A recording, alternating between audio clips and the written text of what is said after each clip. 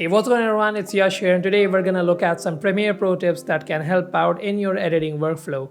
So these are some of the tips that I use on a daily basis, and I'm not gonna talk about anything that will increase up the processing performance of your system. Instead of that, we're gonna look at some things that you can do faster, which would have taken quite some time if you have done them the normal way. So with that said, let's jump right in. So the first tip is about audio ducking. And if you're not familiar with audio ducking, it's a process in which whenever there's a dialogue clip comes into a sequence, the background music will quiet down according to it. For example, in this shot right here, you can hear some music playing in the background, but it's not that much overpowering that you can't hear me talking. So it's a pretty simple process to do whenever there's a dialogue clip about to start. Just add a couple of keyframes to the background music track and lower down the audio level according to how much you like this, and just like that. So pretty easy, nothing difficult here. But if you're editing a video or a documentary where there are a lot of these types of dialogue clips coming in and out, then it would be quite troublesome. So Premiere actually added a feature where it will add these keyframes and duck the audio automatically for you. So let's look at how to do that. Firstly, let me remove these keyframes. Yeah, and make sure that the dialogue clips and the background music are on separate audio layers. After that, click on this audio tab on the top, select up all the dialogue clips and click on this dialogue button right here. Then select up your music track and click on this music button right here. And in the music section, you will see there's an option called ducking. Let's enable that up. And make sure to click this duck against dialogue clips option right here, as you want the music to duck according to the dialogue clips. Now for sensitivity wise, the default 6 works just fine for me, but play around with it to find out how much you like. Then in duck amount, just put in how much you want the audio to duck by. So the default is minus 18 decibels, but I like it to around minus 24. Then put in how long you want the fade duration to last. So the default 800 milliseconds is just fine, but let's just increase up to something like 1000 milliseconds, just like that. And click on this generate keyframes button right here. And you will see that Premiere has added these keyframes just about whenever there's a dialogue clip about to start, and it has done a pretty good job. And not just that, you can see that, and it has added keyframes for all the dialogue clips that are in the sequence. So a pretty easy and useful tip to keep in mind. So the next tip is managing and checking out clips in the project window. When you're looking at clips in the preview window to see if they're the right one or not, or if they have any mistakes in them, it can take quite some time, especially if you have a lot of clips to check out. So instead of playing them up at the normal speed, just hit L on the keyboard and you will see that it's now playing them up at a much more faster rate. And if you want to speed it up even more, just keep on hitting L, and if you want to slow it down, just hit J on the keyboard. And if you want to see them up in reverse, keep on hitting J and it will play them up in reverse speed. So after that, just put in your in and out points. So I for in point and about there, go for out point, and just hit comma key on the keyboard to put that clip into the timeline. So this makes looking at clips a lot more easier and faster. So the next tip is something that I recently saw someone using and I thought, wow, this is so simple and handy. You know, when you have a clip that you have to take out multiple parts from it, for example, let's say in this clip right here, I want it from this part to this, then this part to this, and you drag them up into the sequence again. But did you know that after setting up the in and out points, if you drag those clips back into the project window, it will create a new clip that will have the duration as the in and out points. And this will act as an independent clip. You can just simply put this up in your timeline, move it around whatever you like, and it will be completely independent of the main clip.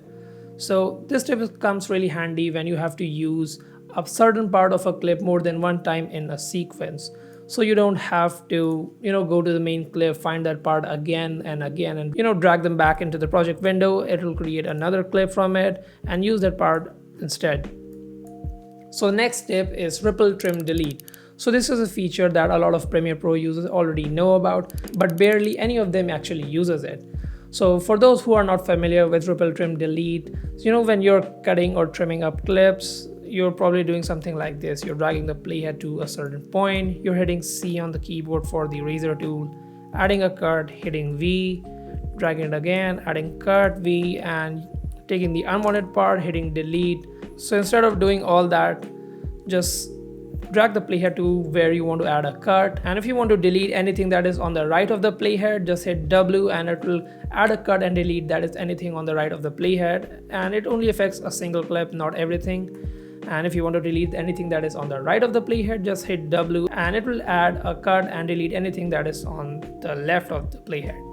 So this makes cutting and trimming a lot of clips a lot more faster, like Q, W, Q, W, Q, W, Q, W, just like that. So the next step is synchronizing audio. So when you're using an external audio source while shooting video, you might have seen a lot of people doing these types of claps and snaps at the beginning of the video, just like this. And after that, they're using those audio peaks in post, trying to align them up so they can synchronize the audio. So in post, they're coming back to these peaks right here, just like this, and trying to align up these peaks as closely and as perfectly as they can.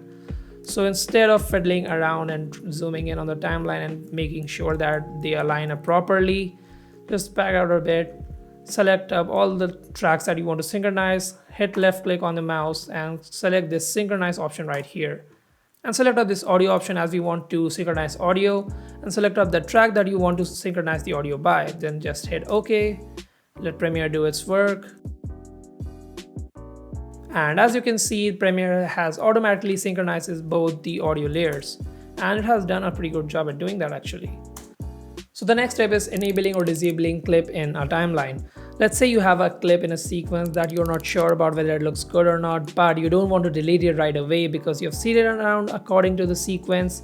So instead of deleting it or turning off that whole layer, using this I button tool right here, just hit Shift plus E or 0 on the keyboard, and that will turn off that clip in the sequence. So now you can have that clip in the sequence right at its place without deleting it or turning off any of the layers. And if you want to use it up again, then just hit Shift plus E or 0 on the keyboard again, and it will turn that clip right back on. So it's by default is either the 0 key or Shift plus E key on the keyboard, but if it's not, it's no problem. Just go ahead and click on this edit button on the top left corner, come down and click on this keyboard shortcut button right here, let it open a panel, then search for enable and search for the option enable under the clips category. Then after that, just add the shortcut of it to any key you like. So this is a pretty nifty tip to keep in mind when you're arranging or creating a sequence. So the next and probably the last step is copying clips in a timeline. So whenever you want to copy a clip in a sequence or in a timeline, you're probably doing something like this. You're selecting the clip, you're either left clicking and selecting this copy option right here, or you're hitting Control or Command plus C on your keyboard. Then you're dragging your playhead and hitting Command or Control plus V. So instead of doing all that, just select up the clip that you want to copy, hold down the Alt key on your keyboard and drag that clip away. And let go of your mouse click first, then let go of the Alt key, and that will duplicate or copy that clip right there. So this is a tip that I've been using since day one, since I've started editing, and I'm surprised that not a lot of people actually know about this. See, it's much more faster to duplicate and copy clips, and you can do it however times you want, like that. So that's it for today's video, I guess. If you like any of the tips, make sure to give the video a thumbs up, and if you want to share any of your own tips, just drop them up in the comment section down below, and subscribe for more coming videos, and I'll see you guys in the next one.